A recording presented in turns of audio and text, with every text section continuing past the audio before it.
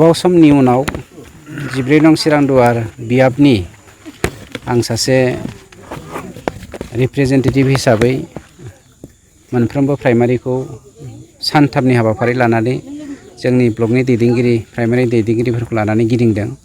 बे गिदिंनाय टाइमाव जोंनि इउपिपिएल दोलोनि मानव गेदेर आफादगिरि बा दिनैनि जोंनि सरकारनि चिफ बिथांनि दैदेननायाव जेसेबां मानि खामानि मावफुंजादों बेफोरनि फिथा हानायनि हाबाफारिखौबो जोङो लाफादों।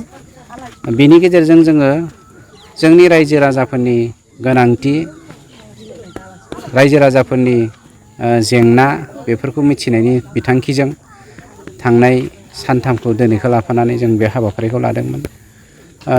गोबां रायजोफोरनि अजद, रायजोफोरनि खावलायनाय, रायजोफोरनि गोजोननाय बेफोरनि गेजेरजों बे सानथामाव आं गोबां मेसेजखौ कालेक्ट खालामबाय आरो बेनि गेजेरजों जोङो थुनलाइखौ जों जेरै थुननानै मोजां मोनसे बिथिंजों लांनो हायो, बे जोंनि हालामखौ मोजां बिथिंजों लांनायनि खामानिखौबो जों दा जोंनि पार्टिया इउपिपिएल दोलोआ 14 नं चिरांदुवार ब्लकनि खामानिखौ मावलांनायनि थाखाय थांखि लासिगोन।